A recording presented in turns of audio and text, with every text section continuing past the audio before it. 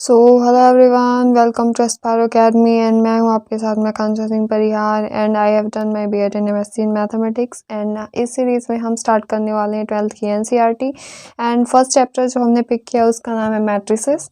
तो इस वीडियो में कवर करने वाले हैं। सो चलिए बिना देरी के वीडियो को स्टार्ट करते हैं। सो अगर हम बात करें कि मैट्रिसेस की, फर्स्टली मैट्रिसेस की, तो मैट्रिसेस होता क्या है एंड इसका यूज़ कहाँ पे है। तो हमारे लिए जो मैट्रिसेस, हमारे पास जो मैट्रिसेस है उसको यूज़ करके हम कोई भी हमारे पास अगर लीनियर इक्वेशन है उसको हम बहुत ही ईजिली सिंपल वे में मैट्रिसेस की हेल्प से हम उसको सॉल्व कर सकते हैं। तो कोई भी ऐसी इक्वेशन है आपके पास 2x + 3 या कोई भी आपकी लीनियर इक्वेशन है जिसकी लीनियर इक्वेशन किसको बोलते हैं, जिसकी पावर 1 होती है ना, जिस भी वेरिएबल की पावर 1 होती है उसे हम लीनियर इक्वेशन बोलते हैं। तो कोई भी हमारे पास में लीनियर इक्वेशन है तो उसको सॉल्व करने के लिए हमारे पास बहुत ही ईजी मेथड जो होता है तो वो मैट्रिसेस होता है। क्योंकि अगर आपके पास एक लीनियर इक्वेशन है तो आप बहुत ईजिली इसको सॉल्व कर लेंगे। ठीक है, ये कुछ 2x = -3 और x की वैल्यू 3 - 3/2 कुछ ऐसी आ जाएगी। लेकिन आपको एक और मैट्रिसेस अगर यहाँ पे दे दिया जाए 4x + 5 एंड वहाँ आपको दे दिया जाए 3x + 9 और ऐसी बहुत सारी अगर लीनियर इक्वेशंस दे दी जाए तो आपके लिए डाटा को सॉल्व करना थोड़ा सा प्रॉब्लमेटिक हो सकता है। तो मैट्रिसेस की हेल्प से हम इस डाटा को बहुत ईजिली कैलकुलेट कर सकते हैं एंड बहुत ही इजी मेथड है तो बहुत सारे डाटा को कैलकुलेट करने के लिए। सो अगर हम इसके यूजेस की बात करें तो इसको कहाँ कहाँ पे यूज़ किया जा सकता है। तो इसको हम इलेक्ट्रॉनिक स्प्रेडशीट प्रिपेयर करने के लिए यूज़ कर सकते हैं। आप किसी भी अपने पीसीज में या कहीं पे भी कुछ ऐसी शीट्स प्रिपेयर करते हैं तो वहाँ पे भी मैट्रिसेस का ही यूज़ होता है। तो वहाँ पे कॉलम बनाते हैं, रो बनाते हैं एंड वहाँ पे आप कुछ यहाँ पे ऐसे डाटा को पुट करते हैं तो वो हमारी स्प्रेडशीट जो बनती है वो मैट्रिसेस की हेल्प से ही बनती है। वरना आप ऐसे ही कुछ भी डाटा लिख देंगे तो समझना मुश्किल हो सकता है ना। तो रो और कॉलम की हेल्प से हम उस डाटा को बहुत ही ईजिली अच्छे वे में प्रेजेंट करते हैं, उससे हमारे अंडरस्टैंडिंग के लिए वो ईजी हो जाता है। तो इलेक्ट्रॉनिक स्प्रेडशीट प्रिपेयर करने के लिए हमारा मैट्रिसेस यूज़ होता है एंड फिर कुछ फिजिकल ऑपरेशन जैसे कि मैग्नीट्यूड, रिफ्लेक्शन एंड अदर चीज़ों में भी इसका यूज़ होता है और क्रिप्टोग्राफी, इनमें भी इनका यूज़ होता है। तो कहीं पे भी अगर आपको बहुत सारा लार्ज नंबर ऑफ डाटा दिया हुआ है तो उसको हम ईजिली कैलकुलेट करने के लिए हमारे पास में जो मेथड है उसे हम मैट्रिसेस कहेंगे। उसको रिप्रेजेंट एक कॉलम, एक आपको ऐसे वाले कॉलम की ब्रैकेट के अंदर में सारे डाटा को फिल करना है, देन उसके बाद मैट्रिसेस को सॉल्व करना है। तो जैसे हम एक एग्जांपल लेके समझें तो जैसे अगर राधा के पास में 15 नोटबुक्स हैं और 6 पेन्स हैं और फौजिया के पास में 10 नोटबुक्स एंड 2 पेन्स हैं एंड सिमरन के पास में 13 नोटबुक्स एंड 5 पेन्स हैं। तो इसको अगर लैंग्वेज में लिखा जाए तो कुछ इस तरह से आएगा। लेकिन अगर इसी डाटा को हम मैट्रिसेस में रिप्रेजेंट करना चाहें तो हम इसको कुछ इस तरह से लिखेंगे कि इन तीनों को हमने नाम लिख लिया, ठीक, इनको हम रो में डाल दिया एंड देन यहाँ पे नोटबुक का एक कॉलम बना लिया और यहाँ पे एक पेन का कॉलम बना लिया, ठीक। तो और पेन हमारे पास में कितनी है, 15 है, ठीक। और फौजिया के पास में नोटबुक 10 है और सिमरन के पास में नोटबुक 13 है और राधा के पास में 6 पेन है, फौजिया के पास में 2 है और सिमरन के पास में 5 है। तो कुछ इस तरह से हमारा मैट्रिसेस में ये डाटा लिखा जाएगा, है ना। तो ये हो गई हमारी फर्स्ट रो, ये हो गई हमारी सेकेंड रो, ये हो गई हमारी थर्ड रो, ये हो गई हमारी फर्स्ट कॉलम और ये सेकेंड कॉलम। ये जो डाटा है तो ये बाहर रहेगा, ओके। तो कुछ इस तरह से आएगा और इसी को अगर हम दूसरे तरीके से भी रिप्रेजेंट कर सकते हैं, जैसे कि यहाँ पे हमने एक नोटबुक का कॉलम बनाया, रो बनाया और एक पेन का रो बनाया और यहाँ पे इन तीनों का नाम लिख दिया, राधा, फौजिया एंड सिमरन, ठीक। तो ये हमारी कॉलम हो गई। तो इसको अगर हम रिप्रेजेंट करें तो यहाँ पे ये हमारी रोज आएंगी। तो यहाँ पे हम राधा के पास में कितनी है 15 कितनी क्या नोटबुक्स हैं, और फौजिया के पास में 10, और इसके पास में सिमरन के पास में 13 पेन 6 2 5। तो कुछ इस तरीके से ये हमारा ये रो या कॉलम की हेल्प से हम इसको इस डाटा को ऐसे एक्सप्रेस कर सकते हैं एंड सॉल्व करके हम एक वैल्यूज़ भी फाइंड कर सकते हैं, है ना। तो कुछ इस तरह से आएगा।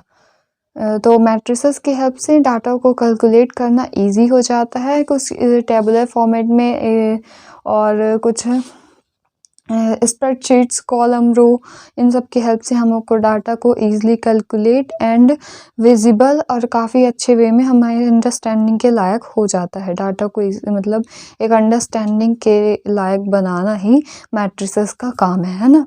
तो हम मैट्रिसेस के और भी कुछ क्वेश्चंस देखेंगे और मेनली हम देखते हैं कि मैट्रिसेस को लिखते कैसे हैं एंड उसका रो ऑर्डर समझते हैं। पहले हम डेफिनेशन देखते हैं मैट्रिसेस की। ओके, तो अगर हम बात करें मैट्रिक्स की डेफिनेशन की, तो मैट्रिक्स की डेफिनेशन कुछ इस तरह से है कि जैसे हमारे पास में एक ऑर्डर्ड रेक्टेंगुलर एरे होना चाहिए किसका, नंबर्स या फंक्शंस का, उसे हम मैट्रिसेस बोलेंगे। ठीक है, और ये नंबर्स और फंक्शंस को मैट्रिसेस में क्या एलिमेंट्स या ये एलिमेंट्स या एंट्रीज बोला जाता है। ओके, तो इन नंबर्स और फंक्शंस को मैट्रिक्स में एलिमेंट या एंट्रीज बोला जाता है ना। और इसको डिनोट कैसे करते हैं, कैपिटल लेटर से। जैसे कि एक ये कुछ इस तरह से, ये क्या हुआ, ये आपका रेक्टेंगुलर एरे हो गया। ओके, और यहाँ पे जो अंदर जो फिल किए जाएंगे जो भी नंबर्स, जैसे 2 5 6 x y z 1 2 a b c या कुछ भी यहाँ पे जो फिल किया जाएगा उसको हम नंबर्स या ये जो नंबर्स और फंक्शंस हैं जो भी इनके अंदर फिल किया गया है नंबर्स और फंक्शंस, इनको हम एलिमेंट्स या एंट्रीज बोलेंगे, है ना। एलिमेंट्स या एंट्रीज बोलेंगे। और यहाँ पे जो हमने ये ब्रैकेट लगाया हुआ है इसको हम रेक्टेंगुलर एरे बोलेंगे। ये कुछ रेक्टेंगल के जैसा दिख रहा है और ये ऐसा टिल्टेड होता है। अगर ये सिर्फ ऐसा होगा तो ये डिटर्मिनेंट का साइन होता है ये। हाँ, और मैट्रिसेस के लिए हमारे पास में रेक्टेंगुलर एरे होता है, ये ऐसा टिल्टेड होता है ना। तो ये चीज़ें आपको ध्यान में रखनी है। और यहाँ पे बात क्या है कैपिटल लेटर से डिनोट करने की, तो वो उसका मतलब ये है कि यहाँ पे हम जैसे ए है तो ये कुछ इस तरह से आपको डाटा दिए जाएगी कि ए के पास में इतने एलिमेंट्स या एंट्रीज हैं। और यहाँ पे ऐसे ही हमको कैपिटल लेटर से सी है, बी है, एम है, कुछ भी है, लेकिन हम उसको यहाँ पे जो भी एलिमेंट लिखेंगे वो हमेशा कैपिटल लेटर में ही हमें दिया हुआ होगा। कहीं पे भी आपको ऐसा स्मॉल लेटर नहीं मिलेगा, है ना। यहाँ पे कैपिटल ही दिया हुआ होगा। ठीक है, तो मैट्रिसेस को हम की डेफिनेशन क्या है, ऑर्डर्ड रेक्टेंगुलर एरे। ऑर्डर्ड का क्या मतलब हुआ, यहाँ पे 1 2 3 कितनी रो है, 3 रो है, इनटू कॉलम कितने हैं 1 2 3 मतलब 3, एक ऑर्डर के फॉर्मेट में, है ना। ऑर्डर मतलब क्या हुआ, वहां पे रो है कॉलम है मतलब एक ऑर्डर में लिखी हुई है। तो वहां पे एक ऐसे क्या तो हमें रो के ऑर्डर में लिखी हुई है या कॉलम के ऑर्डर में लिखी हुई, मतलब एक के बाद एक लिखी हुई है, तो उनको हम ऑर्डर बोलेंगे। ठीक है, तो ऑर्डर्ड रेक्टेंगुलर एरे में जो भी एलिमेंट्स या एंट्रीज होती हैं उनको हम मैट्रिसेस बोलते हैं। और उसको डिनोट कैसे करते हैं, कैपिटल लेटर से। ओके, तो ये थी मैट्रिक्स की डेफिनेशन। और आगे चल के हम इसके ऑर्डर देखते हैं कि मैट्रिक्स का ऑर्डर क्या होता है। अगर हम मैट्रिक्स के ऑर्डर की बात करें तो हम डाटा को एंटर कैसे करेंगे, ये कुछ ऐसे रो एंड ऐसी कॉलम की हेल्प से। तो हम रिप्रेजेंट कैसे करेंगे, A11, ए जो फर्स्ट एलिमेंट है वो रो को दिखाता है एंड जो सेकेंड एलिमेंट है वो कॉलम को दिखाता है। तो ये हमारा जो है, तो ये फर्स्ट एलिमेंट जो है, तो A11 इसलिए दिया हुआ है क्योंकि ये फर्स्ट रो के फर्स्ट कॉलम का एलिमेंट है। ओके, और यहीं पे अगर सेकेंड रो के सेकेंड रो लेकिन फर्स्ट कॉलम का एलिमेंट है तो यहाँ पे A21 लिख जाएगा। ओके, ये ऐसे ही यहाँ पे अगर थर्ड रो फर्स्ट कॉलम का एलिमेंट है तो यहाँ पे A31 लिख जाएगा। ऐसे ही करके हम कई n number of rose and columns का डाटा हम बना सकते हैं, है ना। दैट्स रीजन यहाँ पे n लिखा हुआ है। और यहाँ पे रो भी कॉलम्स भी बढ़ा सकते हैं, रो भी बढ़ा सकते हैं ना। तो कोई भी n नंबर्स ऑफ डाटा हमारा लिखा जा सकता है। और यहाँ ये m क्रॉस n का क्या मतलब हुआ, यही है इसका ऑर्डर। ऑर्डर का क्या मतलब हुआ, m क्रॉस n मतलब जैसे हमारे पास में 2 रो हैं तो ये हमारा m हो जाएगा, एंड हमारे पास में 3 कॉलम है तो यहाँ पे 3 हो जाएगा। यही है m क्रॉस n, मतलब ये रोज है ये कॉलम है। और इसका ऑर्डर हमारा जो 2 क्रॉस 3 का ऑर्डर आया है यही हमारा मैट्रिसेस कहलाएगा। अगर हम इन दोनों की बात करें तो 2 क्रॉस 3 ऑर्डर के, अगर आपसे कोई क्वेश्चन पूछा जाए कि 2 क्रॉस 3 ऑर्डर के मैट्रिसेस में कितने एलिमेंट्स हो सकते हैं, तो वहां पे बात आती है कि 2 क्रॉस 3 मतलब कि 2 रो होंगी 3 कॉलम होंगी। अगर हम इनका सीधा से मल्टीप्लाई कराएं 3 2 जा 6, दैट मीन्स हमारे पास में जो 2 क्रॉस 3 ऑर्डर की मैट्रिक्स मिलने वाली है उसमें से हमको 6 एलिमेंट्स मिलेंगे, है ना। मतलब उसके अंदर में जो डाटा होगा वो 6 एलिमेंट का होगा, ठीक है। तो ये ऑर्डर की हेल्प से हम बता सकते हैं कि उस मैट्रिसेस के अंदर एलिमेंट्स कितने होने वाले हैं, है ना। तो ये ही चीज तो, और इसको डिनोट कैसे करते हैं, ए आई जे का मतलब क्या हो, ये हमारी रो है ये हमारी कॉलम है, ओके। और यहाँ पे भी ये हमारी रो थी और ये हमारी कॉलम थी। रो क्या है ऐसा, कॉलम क्या है ऐसा, ओके। ये रो है और ये कॉलम है ना। यहाँ पे भी AIJ m क्रॉस n, इसका मतलब क्या हुआ, एक हमारी कोई मैट्रिसेस है जो कि m क्रॉस n ऑर्डर की है, ठीक है। मैट्रिसेस हम इसको क्यों बोलते हैं, इसको तो हम मैट्रिक्स भी बोल सकते हैं। मैट्रिक्स बोलेंगे तो हमारे पास एक आ जाती है, ठीक है।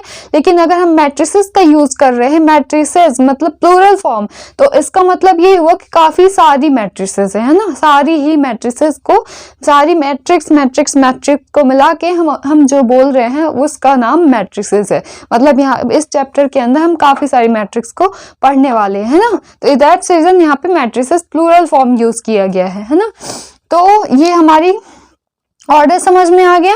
ऑर्डर ये है m क्रॉस n ऑर्डर, है ना। तो इससे एलिमेंट पता चलते हैं कि इसके अंदर में हमारे पास कितने एलिमेंट्स होंगे या होने चाहिए। और यहाँ पे कुछ नोट दिया हुआ है कि जैसे हम कंसीडर ओनली दोज मैट्रिसेस, हम सिर्फ उस मैट्रिक्स को कंसीडर करेंगे जिसके एलिमेंट रियल नंबर्स या फंक्शंस, नंबर्स फंक्शंस क्या हुए, यही जो इसके अंदर एलिमेंट्स दिए हुए हैं तो वो रियल वैल्यूज रखते हो, ना कि कोई इमेजिनरी, जैसे कि वाई आयोटा इनकी कोई रियल वैल्यू नहीं है और बाकी सारे जिनकी कोई रियल वैल्यूज नहीं है उनको हम यहाँ पे कंसीडर नहीं कर रहे हैं ना।